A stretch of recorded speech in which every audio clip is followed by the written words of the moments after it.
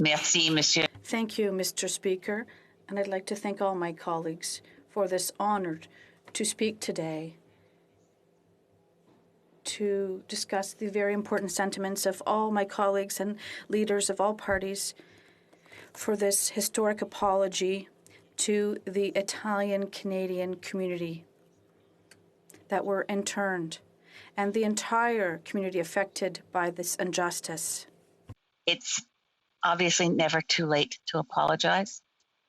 My honorable colleagues, the Prime Minister, the leader of the official opposition, and the leader of the New Democratic Party, and I was particularly touched by the words of our colleague from Laurentides, Labelle, in her speech, focusing on how much this affected the mothers and the children left behind. The notion of a Canadian child dying from malnutrition while their father was wrongly imprisoned for years during a war that they were not participating in, and they were not a threat to Canada.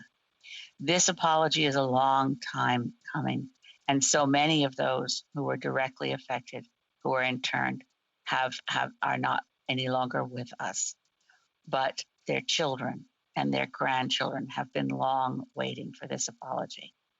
The leader of the official opposition, of course, made the point that it was in 1990 that former Prime Minister, the Right Honorable Brian Mulroney, made a full apology, but as was related, it was seen, and it was insufficient in that it was not in the House of Commons.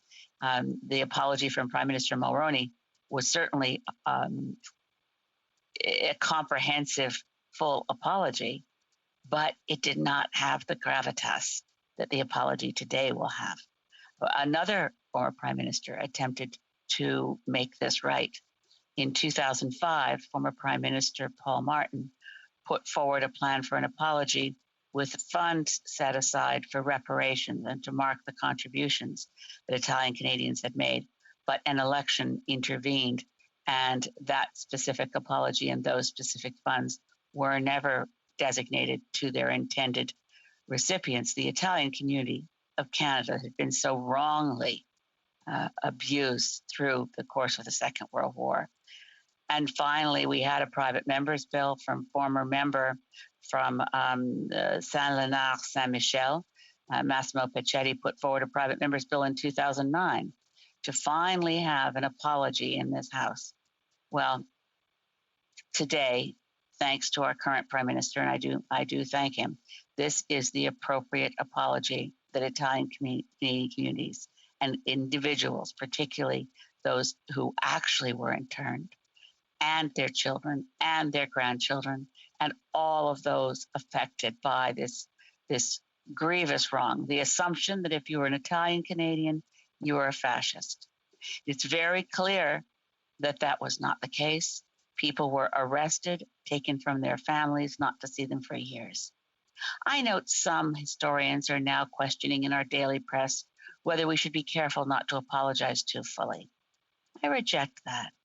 I reject that because if people hold ideas, if they were persuaded at some point that maybe one or two people may have been part of fascist organizations, they were denied due process.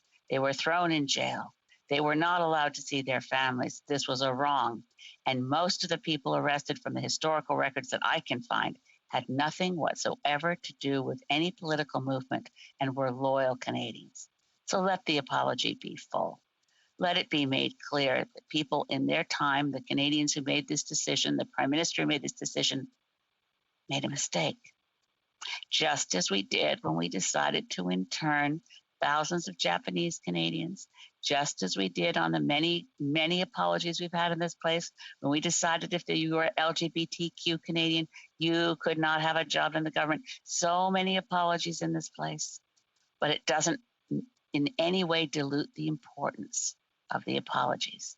The apologies to the families of Salvatore Vistarchi, of Nicola Dogadnieri, and I note his grandson rose through the ranks of the RCMP without ever knowing his grandfather had been interned.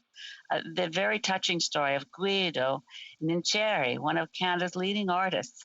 And if you search the records of his life through our universal source of information these days, Wikipedia, his internment isn't mentioned because his achievements as an artist were so extraordinary that it's a small footnote that his family had to fight to get him out of jail because of the wrong assumptions about what he believed politically. What we hold in our minds and what we think about, what we care about, doesn't criminalize us, not since the Charter of Rights and Freedoms.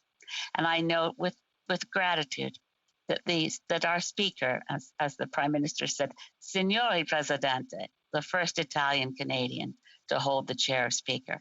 I note our Minister of Justice, whose name I will not use, but another proud Italian Canadian. Thank you, grazie, grazie to all in this government who have finally made this apology complete.